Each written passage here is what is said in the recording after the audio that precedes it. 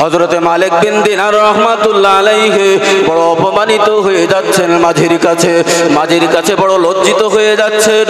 পকেটে পয়সা নেই, দিতে পারছে না। আল্লাহর কাছে রোনাজারি করলেন, আল্লাহ তুমি আমাকে কি অপমানিত করবে এই মাঝির কাছে? আল্লাহ পাক রব্বুল আলামিন সমুদ্রের মাছকে বললেন, হে সমুদ্রের মাছেরা, আমার মহানলি আমার মাহবুব বান্দা মালিক বিন দিনার বড় লজ্জিত হয়ে পড়েছে মাঝির কাছে।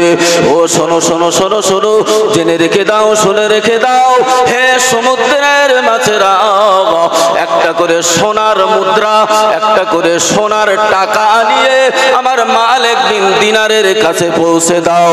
ওই সমুদ্রের এমন করে মাছেরা একটা করে সোনার টাকা, একটা করে দিনার মুখে করে দিয়ে নৌকার মাঝে এসে মালিক বিন দিনারকে বলতে লাগলেন, ও মালিক বিন দিনার, ও মালিক বিন দিনার, এই নাও মাঝিকে ভাড়া দাও, আর কত টাকা মাঝিকে লাগে দিয়ে দাও। আল্লাহর ওলি যখন আল্লাহর দরবারে রোনাজারি করেন, আল্লাহর দরবারে যখন কান্নাকাটি করেন, আল্লাহর দরবারে যখন চান, আল্লাহ পাক রব্বুল আলামিন ওলিদের দোয়াকে ফিরিয়ে দেন না। একটু জোরে জোরে বলুন সুবহানাল্লাহ। ও বাবাজি ভাইরা, বক্তা এসে গেছে, আমি আর বাড়াবো না, খুবই সংক্ষেপে একটা কথা বলি। আমাদের নেওরা আস্থানায় শুয়ে আছেন শাহ রমজান আলী রহমাতুল্লাহ আলাইহি। ওনার জীবনীর ভিতরে দেখেছি শাহ রমজান আলী রহমাতুল্লাহ আলাইহি চৈত্র বৈশাখ মাসে প্রচন্ড গরমের দিনে রাস্তা দিয়ে যাচ্ছেন, হঠাৎ পানি পিপাসা লেগেছেন, এক গাছতলায় বসে আছেন, সামনে দেখতে পেলেন একটা নারকোল গাছ। ওই নারকোল গাছকে লক্ষ্য করে বললেন, হে নারকোল গাছ, আমার বড় পানি পিপাসা লেগেছে, ক্ষুধাও লেগেছে বটে, তুমি যদি আমাকে একটা ডাব দিতে আমি বড় খুশি হয়ে যেতাম, আমি বড় রাজি হয়ে যেতাম। আল্লাহর ওলি শাহ রমজান আলী রহমাতুল্লাহ আলাইহি জবান থেকে কথাটা মাত্র খসিয়েছিল, নারকেল গাছের মাথাটা নিচু হয়ে শাহ রমজান আলী রহমাতুল্লাহ আলাইহির সম্মুখে পড়ে গেছে। আল্লাহর নবী বলেছেন, আখিরি জামানায় কিয়ামতের পূর্বে আল্লাহ পাক রব্বুল আলামিন ৭২ রকমের আলামত আল্লাহ পৃথিবীতে ঘটাবেন। নবী হাদিস শরীফের ভিতরে বলতে যেয়ে বলেছেন, ১ নম্বরের আলামত হবে পৃথিবীর মানুষ আমানতের জিনিস খেয়ানত করবে।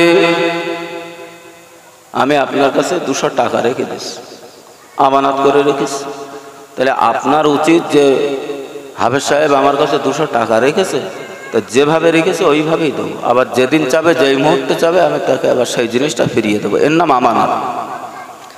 আর আমি হাফেজ সাহেবের কাছ থেকে ২০০ টাকা নিয়ে বাজারঘাট করে খেয়ে দিয়ে ফেললো, আমার যেদিন লাগবে, যেদিন আমার দরকার, সেদিন যেই চাই ভাই আমার সে টাকাটা দেন, আমার একটু লাগবে, তুমি তো সে তো খরচ করে ফেলেছি, তা আজকে আর হবে না, কালকে দেবো, তাহলে খেয়ানত হলো।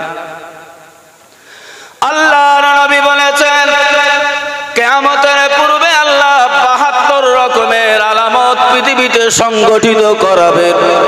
হাদিস শরীফের ভিতরে আছে, আল্লাহ কিয়ামতের মাঠে ৭৩টা দল বানাবে, ৭২টা দলকে আল্লাহ জাহান্নামী করাবেন, আর একটা দলকে আল্লাহ জান্নাতি করাবেন। সে দলটার নাম হলো আহলে সুন্নাত আল জামাত। একটু জোরে জোরে বলুন সুবহানাল্লাহ। তাহলে কিয়ামতের মাঠে কটা দল হবে? ৭৩টা দল হবে, তার ভেতরে ৭২টা জাহান্নামী আর একটা জান্নাতি। রসুল বলেছেন কিয়ামতের পূর্বে ৭২ রকমের আলামত আল্লাহ পৃথিবীতে ঘটাবে, তার ভেতরে ১ নম্বরের আলামত হলো মানুষ আমানতের মাল খেয়ানত করবে। আল্লাহর নবী দ্বিতীয় পর্যায়ে বলেছেন, মানুষ তারা নামাজ ছেড়ে দেবে, মসজিদগুলো চাকচিক্য হবে, গ্রামের ভিতরে ৫০০ মানুষ বাস করে, ২০০ লোক নামাজ পড়ে, ৩০০ লোক পড়ে না। আমি সদরাটির কথা বলছি না, বিভিন্ন জায়গায় ঘুরি তো দেখা যায়, আমাদের মোমিনপুরের কথা বলছে। হয় ও বাবাজি ভাইরা, আরো একটা খেয়ানাতের কথা আপনাদেরকে বলি, জুমার দিন ইমাম সাহেব জুমার নামাজ পড়ালো 2 রাকাত। নামাজ পড়িয়ে যেই না দোয়া করা হলো, কিছু সংখ্যক মুসলমান দেখা যায় ওই 2 রাকাত নামাজ পড়ে মসজিদ থেকে বেরিয়ে বাড়ি চলে আসে। এর নাম দিয়েছি আমি ক্যান্সার। যে ক্যান্সার যার নেই কোনো অ্যান্সার। এই রোগ বর্তমান পৃথিবীতে মুসলমানের ভিতরে ঢুকেছে। আগে বাপ ছিল না, আগে আমাদের বাপ দাদাদের জামানায় দেখেছি জুমার দিন তারা মাঠে যেত না। জুমার দিন কাজ কারবার ছেড়ে দিয়ে জুমার দিনটাকে তারা বড় আনন্দের দিন মনে করে সকাল সকাল গোসল করে আতর শর্মা মেখে নতুন জামা কাপড় পরে ঈদের দিন যেমন মসজিদে যায়, আমার বাপ দাদাদের দেখেছি তারাও জুমার দিন ওই রকম ভাবে মসজিদে যেত। আর এখন মানুষ এত ব্যস্ত হয়েছে, দেশ যত ডিজিটাল হয়েছে মানুষ তত ডিজিটাল হয়ে গেছে। যাচ্ছে কোন রকম 2 রাকাত নামাজ ঠুকতেছে, ঠুকে মালবাড়ি হইতেছে। আচ্ছা, জুম্মার নামাজ মোট কত রাকাত?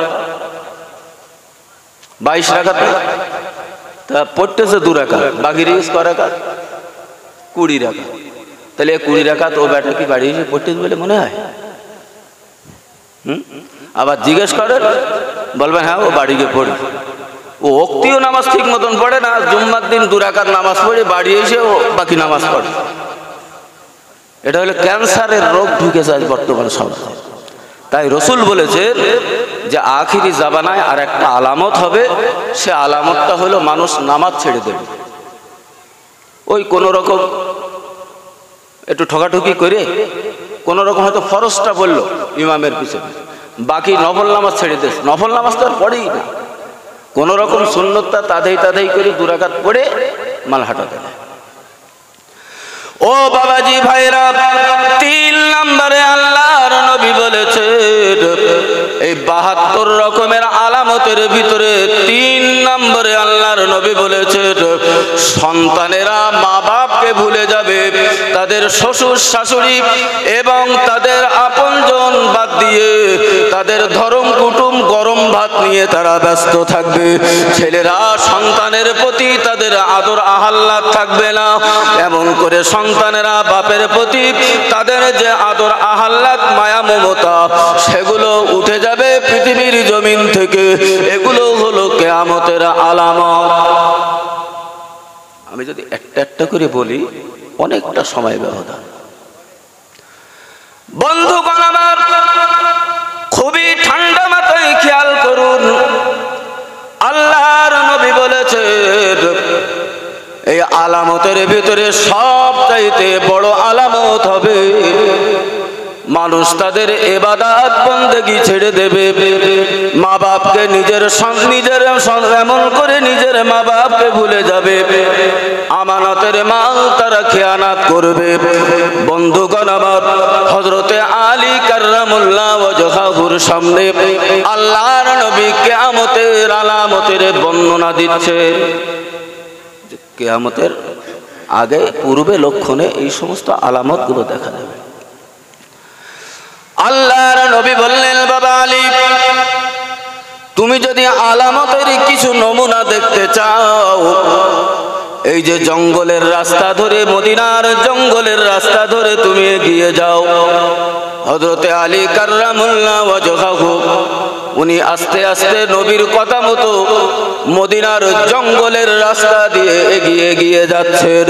যেতে যেতে যেতে যেতে হযরতে আলীর সামনে সুন্দর একটা কারুকার্য করা শ্বেত পাথর লাগানো সুন্দর একটি মসজিদ হযরতে আলীর সামনে পড়ে গেল। রাস্তা দিয়ে যাচ্ছে, যদি আমি সদরহাটি এই রাস্তাতে যাই, সামনে মসজিদ, কত সুন্দর কারুকার্য করা, তো ওইরকম একটা মসজিদ হযরতে আলীর সামনে। হযরতে আলী মসজিদের দিকে খেয়াল করছেন, দেখেন মসজিদের ভিতরে যত সব জন্তু জানোয়ার ওঠানামা করছে, মানুষজনের আনাগোনা নেই, সেখানে কোনো নামাজি আল্লাহওয়ালা মানুষ নেই। যত সব জন্তু জানোয়ার মসজিদে উঠছে আর নামছে। হযরতে আলী এক অবাক দৃষ্টিতে তাকিয়ে আছে, এটা মসজিদ আল্লাহর ঘর, এখানে জন্তু জানোয়ারের বসবাস কেন? মানুষজন কোথায় গেল? আল্লাহওয়ালা মানুষ, নামাজি মানুষরা কোথায় গেল? হযরতে আলী এক বাকে হক চকিয়ে মসজিদের দিকে তাকিয়ে আছেন। একজন আগন্তুক হযরতে আলীর পিছন পিছন যাচ্ছেন। যেতে যেতে আলীকে বললেন, আলী তুমি কি দেখছো?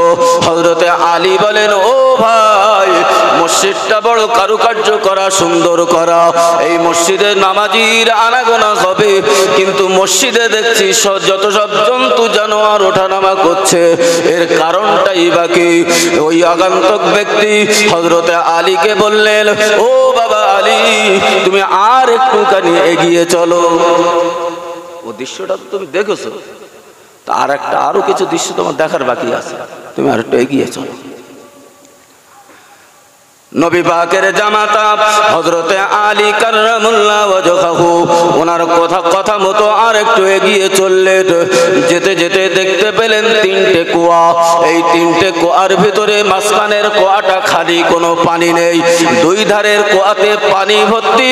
আরো দেখতে পেলেন এই পাশের কুয়ার পানিগুলো ফওরা দিয়ে উঠে এই পাশের কুয়ায় এসে পড়ছে, মাঝখানের কুয়ায় পড়ছে না। এটা অবাক দৃশ্য না?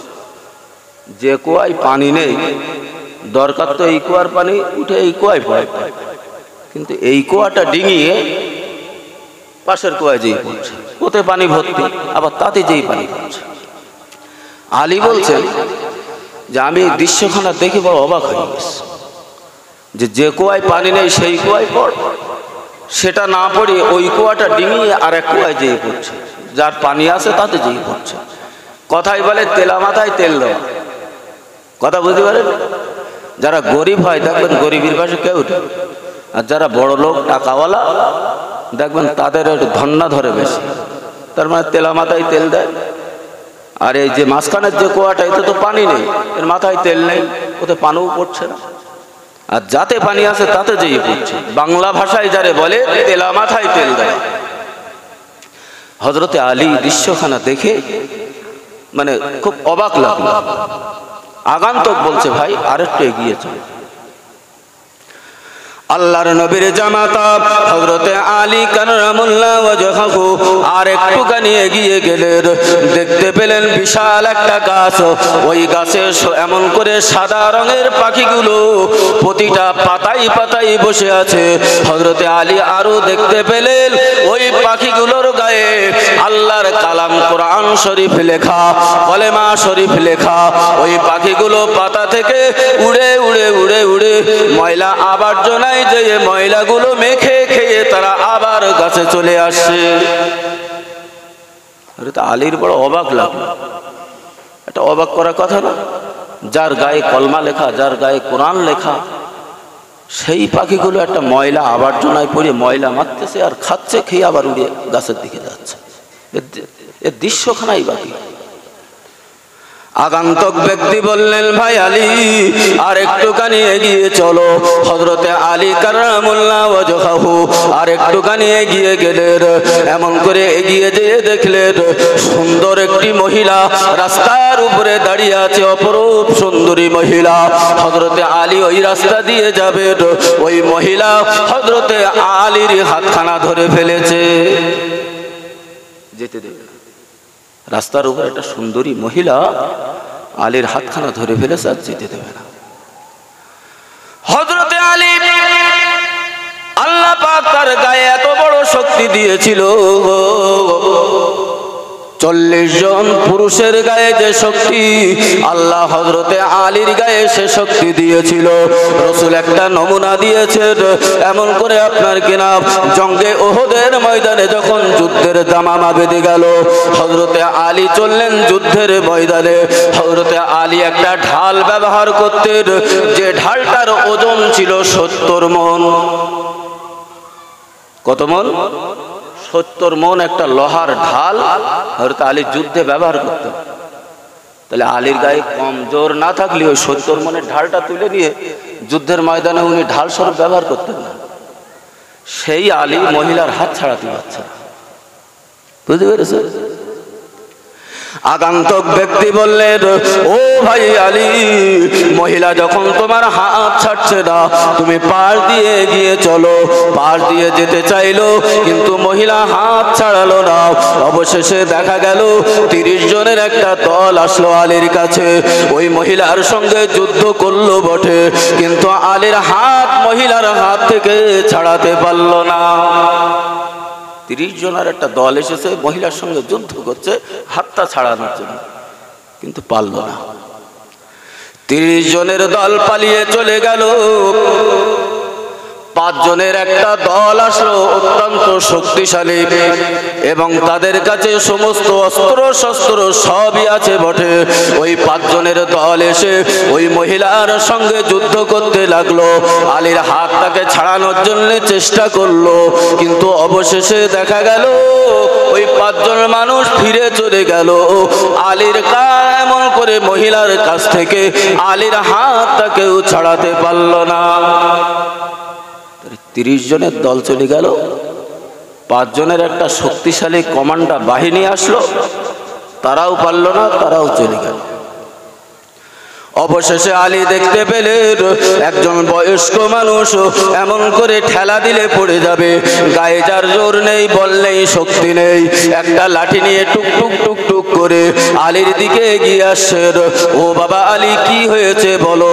হযরতে আলী বলেন, হে আগন্তুক, এই মহিলার কাছ থেকে হাত থেকে আমার হাত আমি ছাড়ানোর জন্য অনেক চেষ্টা করেছি, কিন্তু আমি ছাড়াতে পারলাম না। 30 জনের দল আসলো, পালিয়ে চলে গেল। 5 জনের দল আসলো, পালিয়ে চলে গেল। অবশেষেই তুমি এসেছো, তুমি বা তুই কি করবে? এক তো তোমার গায়ে শক্তি নেই, বল নেই, তুমি লাঠি ধরে ধরে চলাফেরা করো, আমি যে তোমার সহযোগিতা নেব তাও তো পাচ্ছি না, কেমন ভাবে নেব? ওই সময়তে ওই বয়স্ক মানুষ এমন করে এক চিৎকার মারলেন মহিলার দিকে।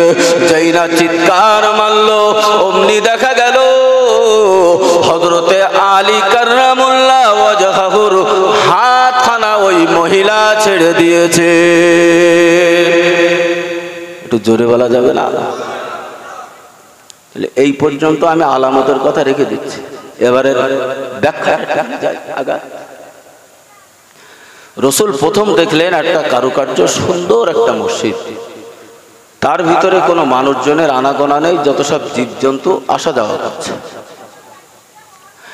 আল্লাহর নবী বললেন, বাবা আলী, প্রথম নম্বরে যে নমুনাটা তুমি দেখেছো, ওই নমুনার মূলত বক্তব্য এটাই হলো, মানুষ নামাজ পড়বে লোক দেখানোর জন্য।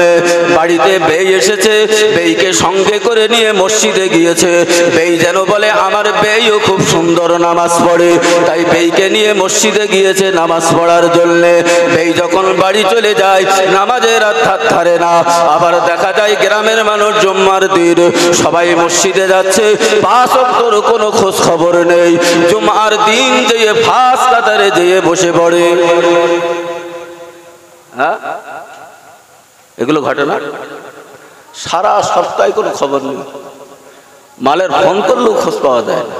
আর জুম্মার দিন একবার ফাঁস কাতারে সাদা টুপি সাদা জামা গায়ে দিয়ে ফাঁস কাতারে বসে গেছে, তারপর মনে হবে যে কত বড় নামাজ, এটা ঠিক। এই লোক দেখানো নামাজ, আল্লাহর নবী বলেছেন, কোন মানুষের ভিতরে যদি লোক দেখানো নামাজ থাকে, ওই নামাজের সঙ্গে জীব জন্তুর তুলনা দিয়েছেন আল্লাহর নবী। নামাজ আল্লাহর দরবারে গ্রহণীয় হবে না।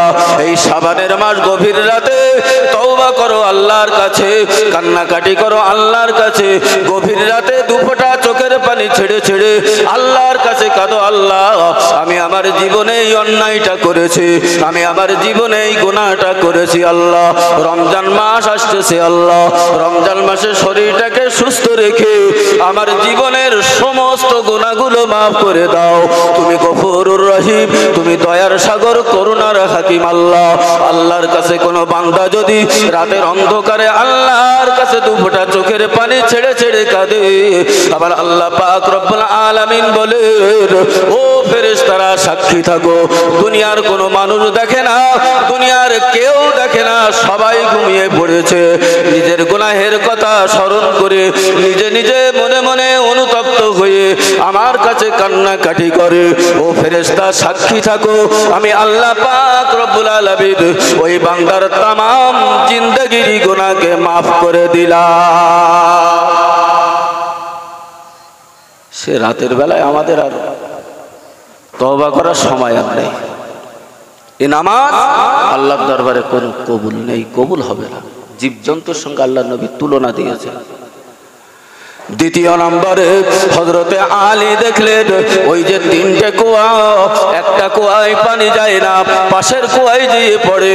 এমন করে পৃথিবীর জমিনে আল্লাহর নবী বলেছেন, সায়াতিজ জামানুন আলা উম্মতি, আমার উম্মতের উপরে এমন একটা জামানা আসবে যে জামানায় নিজের রক্তের আত্মীয়তা মানুষ ভুলে যাবে, নিজের ধর্ম কুটুম তাদেরকে ডেকে এনে বাড়ি গরম ভাত করে খাওয়াবে, কিন্তু নিজের আত্মীয়তা, নিজের রক্তের সঙ্গে সম্পর্ক মানুষ তুলে দেবে। এক কথায় যারে তেলা মাথায় তেল দেওয়া বলে, আহা ওর টাকা আছে ওর সঙ্গে একটু বন্ধুত্ব করতে হবে, ওর পয়সা আছে ওর সঙ্গে একটু গা মিশে চলতে হবে, এমন মনোভাব যদি থেকে থাকে, হে আলী তুমি জেনে রেখে দাও, আমি ইন্তেকালের পরে আমার উম্মতের উপরে এমন একটা জামানা চলে আসবে, এরা নিজের রক্তের আত্মীয়তা ভুলে যেয়ে অপর মানুষের সঙ্গে আত্মীয়তা করে তারা জীবন কাটিয়ে দেবে। তাই ওই মাঝখানের কুয়ায় পানি পড়তেছে।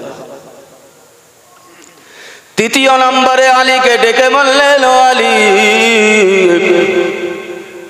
তুমি যে বিশাল একটা গাছ দেখলে, ওই গাছের পাতায় পাতায় সাদা রঙের পাখিগুলো দেখলে, ওই পাখির গায়ে কোরআন পাক কলেমা শরীফ লেখা, ওই পাখিগুলো পাতা থেকে উড়ে উড়ে ময়লা আবর্জনায় যে ময়লাগুলো মাখে, আর ময়লাগুলো খেয়ে তারা আবার গাছে চলে যায়।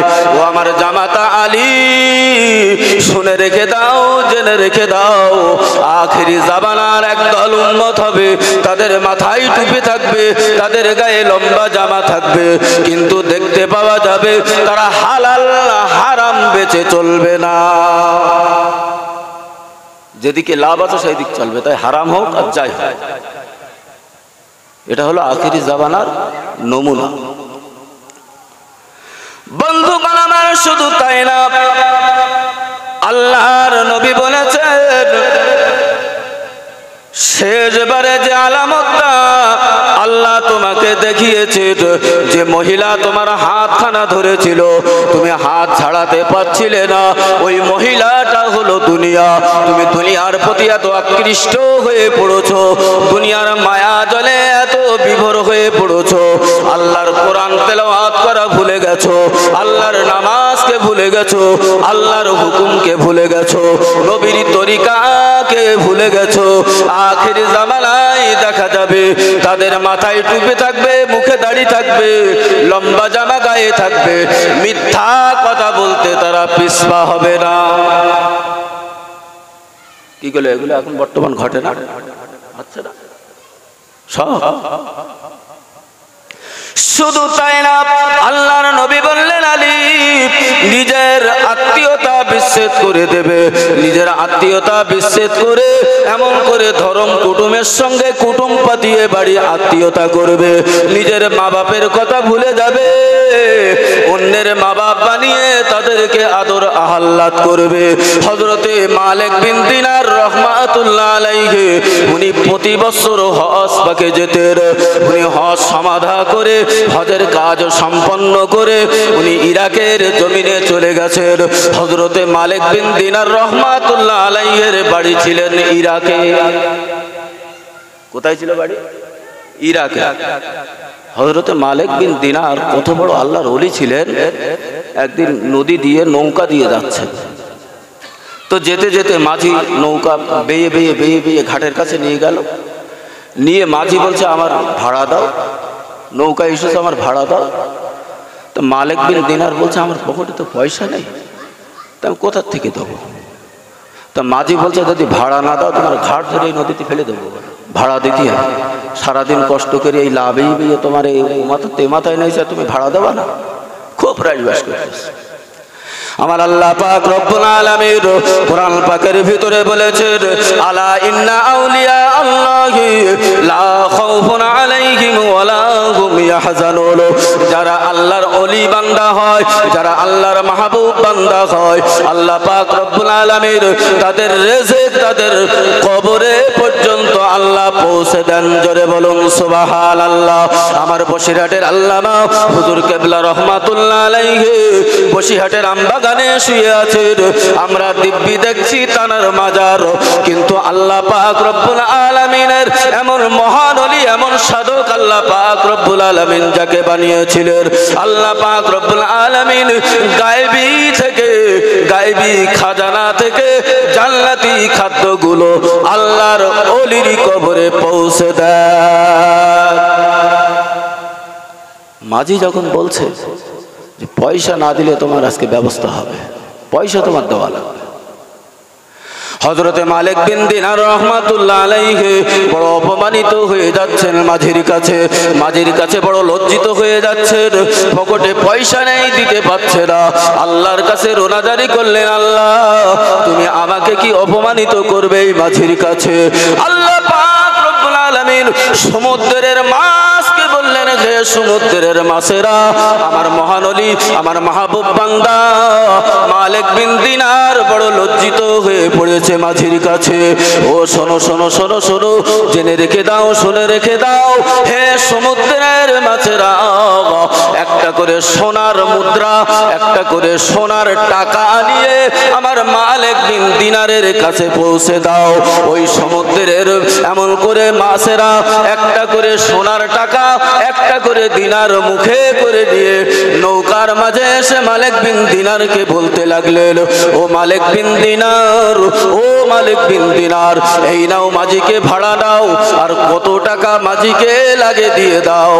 আল্লাহর ওলি যখন আল্লাহর দরবারে রোনাজারি করেন, আল্লাহর দরবারে যখন কান্নাকাটি করেন, আল্লাহর দরবারে যখন চান, আল্লাহ পাক রব্বুল আলামিন ওলিদের দোয়াকে ফিরিয়ে দেন না। একটু জোরে জোরে বলুন সুবহানাল্লাহ। ও বাবাজি ভাইরা, বক্তা এসে গেছে, আমি আর বাড়াবো না, খুবই সংক্ষেপে একটা কথা বলি।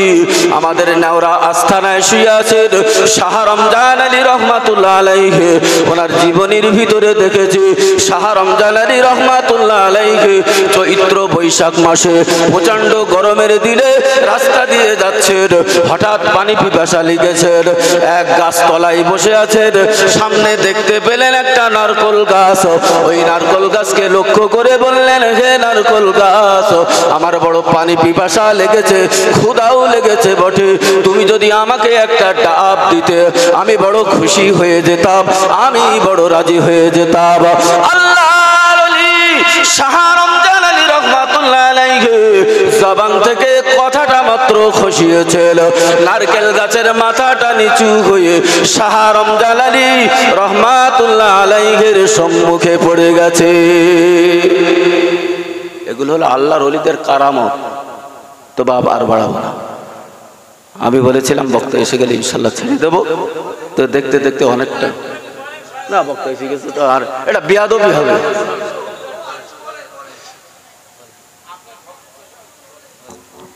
এটা দরুদ শরীফ, আল্লাহুম্মা সাল্লি আলা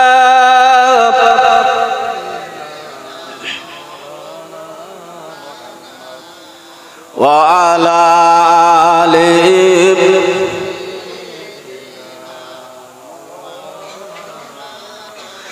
এমন নবী দুনিয়াতে হয়নি আর হবে না, তুলনা তো দূরের কথা, ছায়া মেলে না, ছায়াবিহীন নবী আমার উম্মতেরই কান্ডার, শাফাতের তাজ পরিবেন নবীজি আমার। আল্লাহুম্মা সাল্লি আলা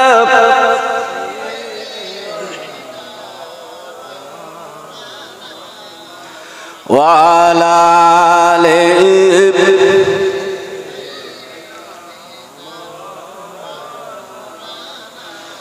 ভাই ও বাপজি, যে কথা বলতে চাইছিলাম, হযরত মালিক বিন দিনার রহমাতুল্লাহ আলাইহি মস্ত বড় একজন আল্লাহর ওলি।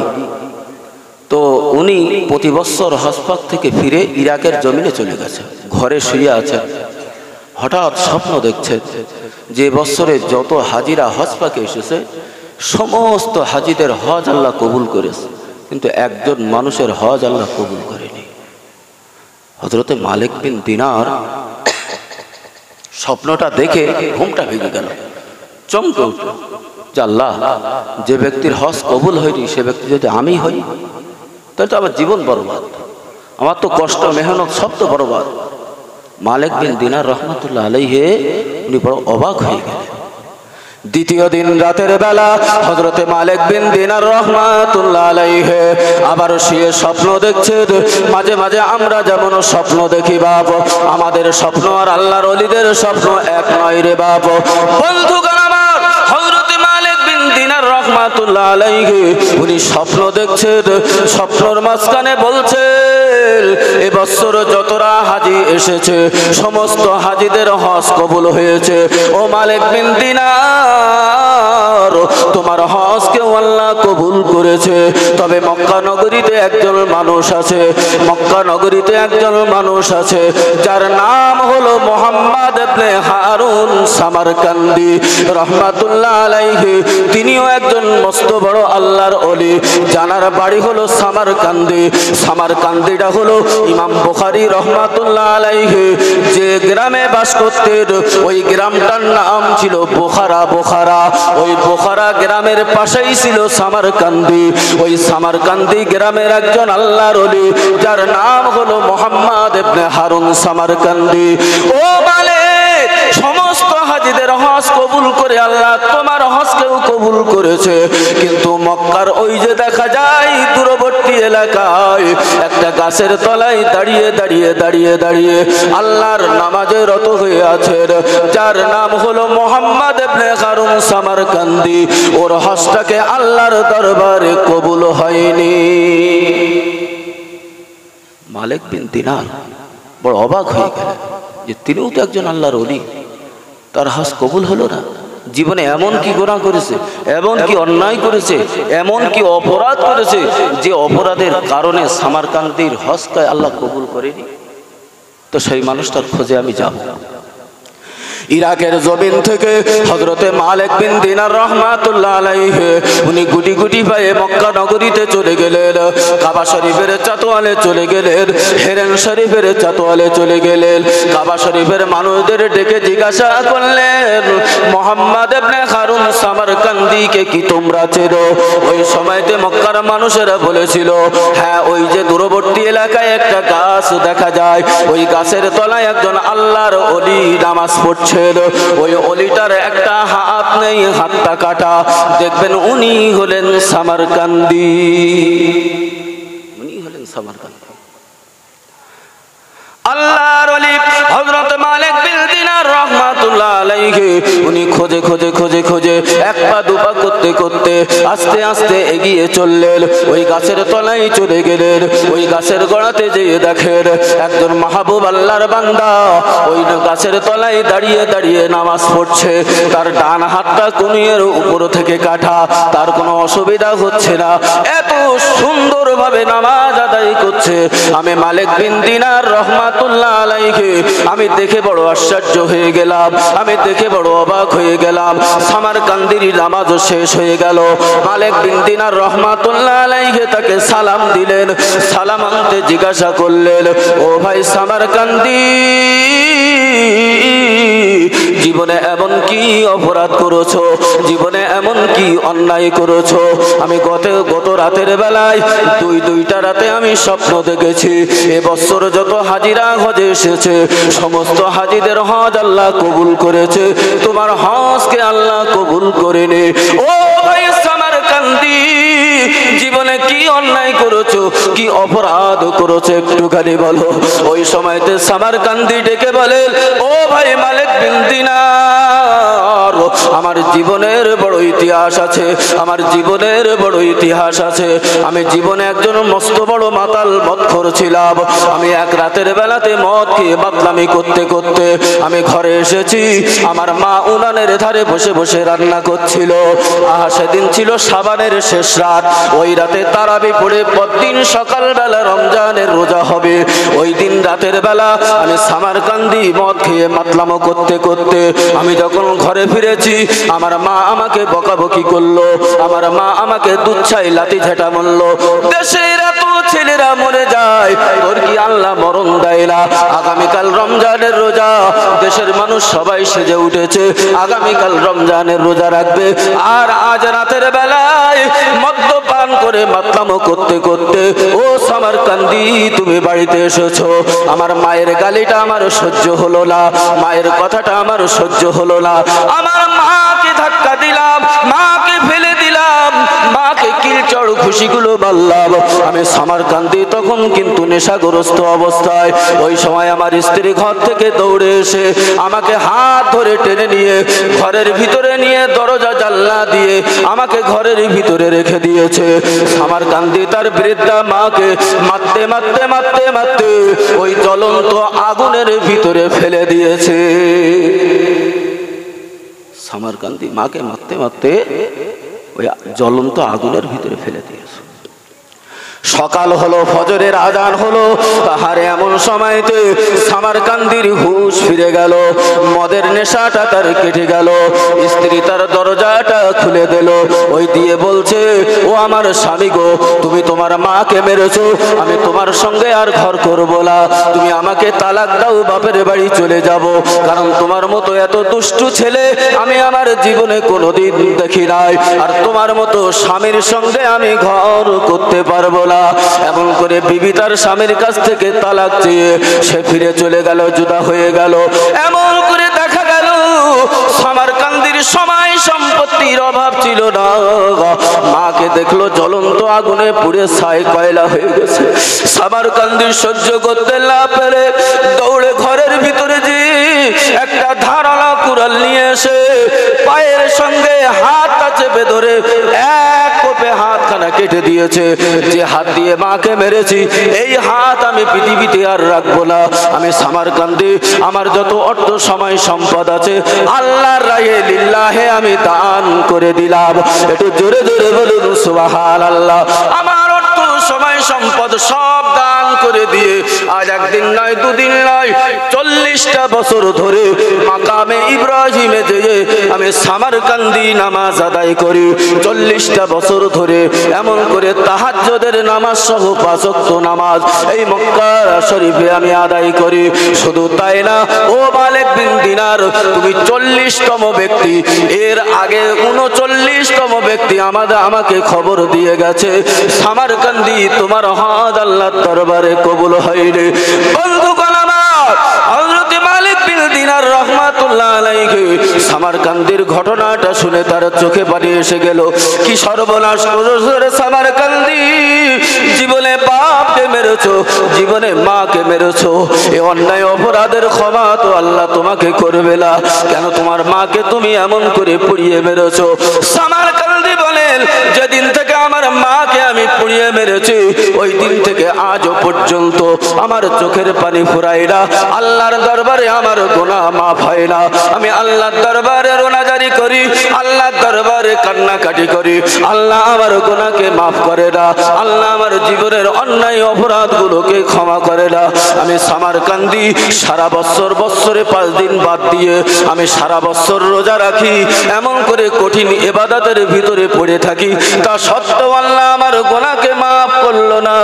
ওই সময়তে হযরত মালিক বিন দিনার রাহমাতুল্লাহ আলাইহি ওই মক্কা শরীফে একটা বিশ্রামাগার আছে, ওই বিশ্রাম গাছে এমন করে রাতের বেলাতে শুয়ে আছে। হঠাৎ করে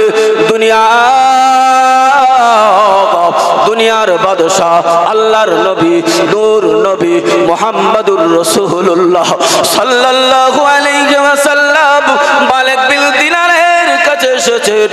ও মালিক বিন দিনার, তুমি এমন করে সামারকান্দিকে এমন কথা কেন বলে এসেছো? গুনাহ মাফ করনে ওয়ালা কি তুমি, না আল্লাহ গুনাহ মাফ করবেন? আল্লাহ পাক রব্বুল আলামিন কোরআন পাকের ভিতরে বলেছেন, ইন্নাল্লাহা ইয়াগফিরুজ যুনুবা জামিআ ইন্নাহু হুয়াল গফুরুর রহিম। বান্দা গুনাহ করবে, আমার কাছে ক্ষমা চাইবে, আমি আল্লাহ ক্ষমা করে দেব। বন্ধু এমন করে বান্দা এমন করে আপনার কিনা পাপ করবে, রাতের অন্ধকারে আমার কাছে ক্ষমা চাইবে, আমি আল্লাহ গফুরুর রহিম, আমি আল্লাহ পাক রব্বুল আলামিন ওই বান্দার জীবনের গুনাহগুলো মাফ করে দেব। একটু জোরে জোরে বলুন সুবহানাল্লাহ। আর বাড়াবো না, অনেক সময় বসিয়ে রেখেছি, অনেক সময় বসিয়ে রেখেছি, আর বাড়াবো না। আল্লাহ যদি আবার কোনোদিন নিয়ে আসে ইনশাআল্লাহ আলোচনা রাখবো।